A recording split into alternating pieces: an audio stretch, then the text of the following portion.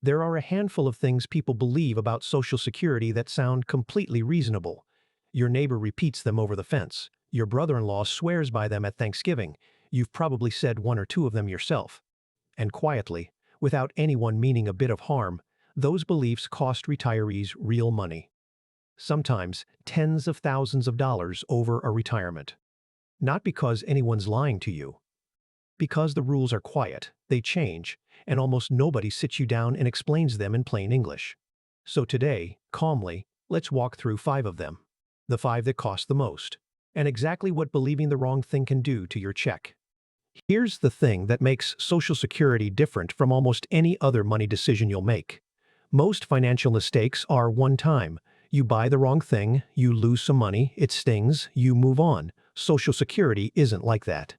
The choices you make here get baked into a monthly check that arrives for the rest of your life. And, as you'll see in a minute, for the rest of your spouse's life too. So a decision that's off by a couple $100s a month isn't a couple $100s.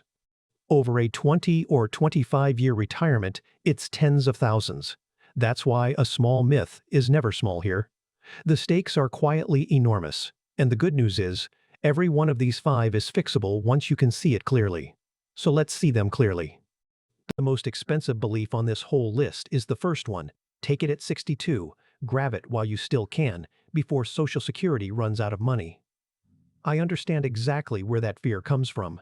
You've been reading the same scary headline for 30 years. So let's pull it apart calmly, because there are really 2 separate ideas tangled together here, and both of them are misunderstood. Start with the runs out part. Social Security is funded mostly by the payroll taxes of people who are still working today. Money comes in, money goes out. As of the latest trustees report, and please check the current one, the combined trust funds are projected to run low sometime in the next decade or so. That sounds terrifying until you hear the part the headlines leave off. Even in that worst model case, the program does not go to zero. The incoming payroll taxes alone would still cover roughly 3/4 of scheduled benefits. And every single time we've approached one of these moments in the past, Congress has adjusted the rules rather than let the check stop. Because there is no faster way to end a political career than to cut Grandma's Social Security. So the honest picture is not, it vanishes. It's, it may need a fix someday. Those are 2 completely different feelings to make a lifelong decision from. Now the part that actually costs money. When you claim early, at 62, you lock in a permanently smaller check. Not smaller until full retirement age. Permanently for the rest of your life. As of 2026, full retirement age is 67 for most people now reaching it. Verify yours, because it depends on your birth year. Claim at 62 instead of 67, and your monthly benefit can be cut by around 30%. Wait past full retirement age, on the other hand, and your benefit grows by roughly 8% for every year you delay, all the way to age 70. There is no safe investment on the planet handing a retiree a guaranteed 8% a year, with a raise for inflation on top. Let me make it real. Take Ray.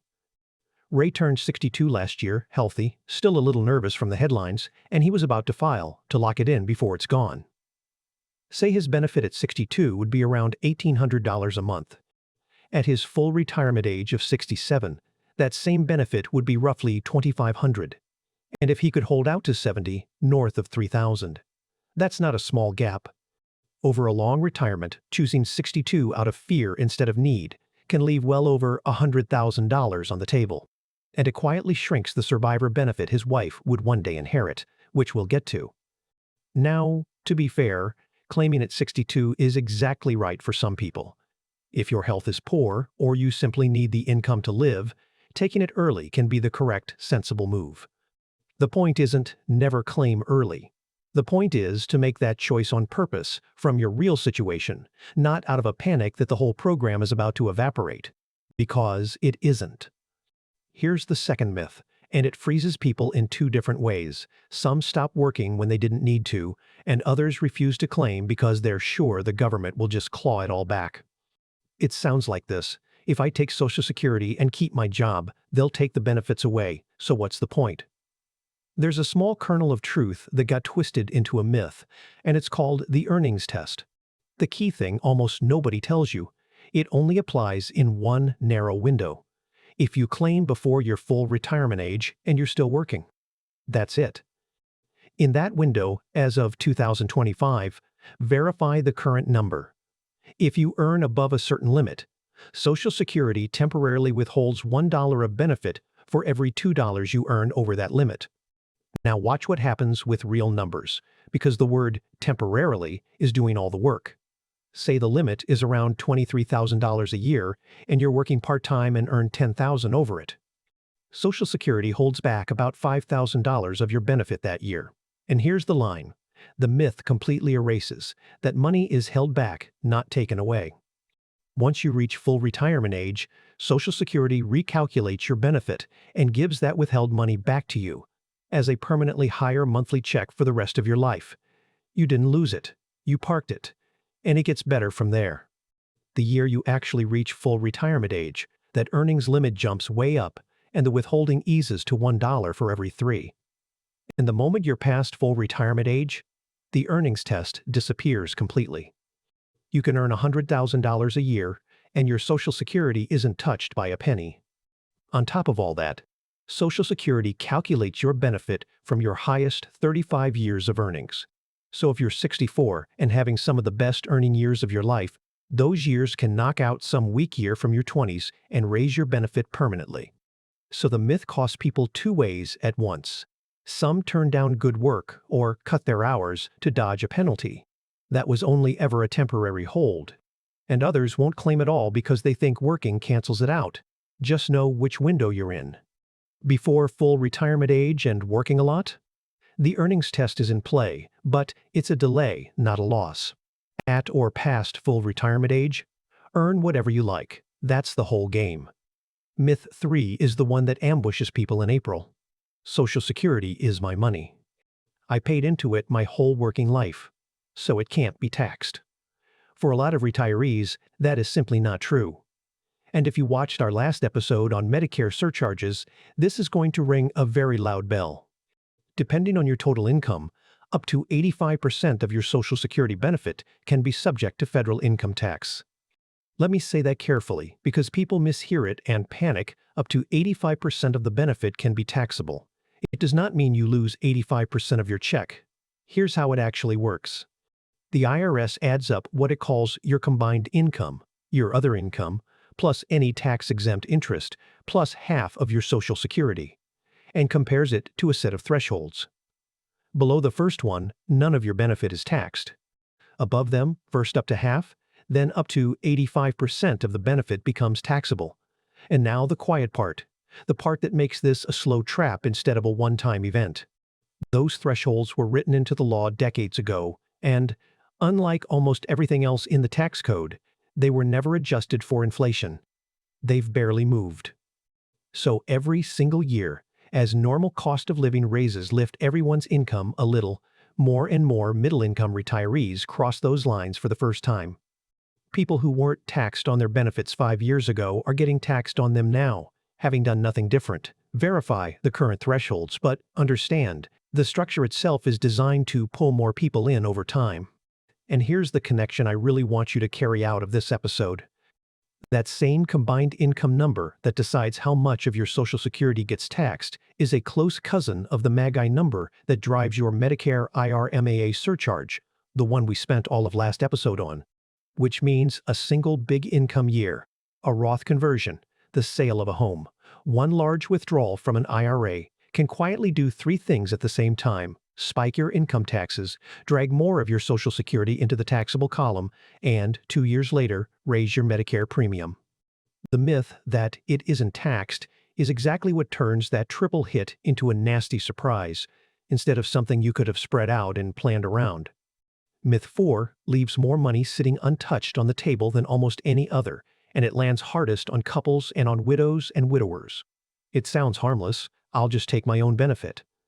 All that spousal and survivor stuff is too complicated to bother with. Let's make it simple, because there are really just 2 separate ideas here, and a lot of households use neither. The first is the spousal benefit.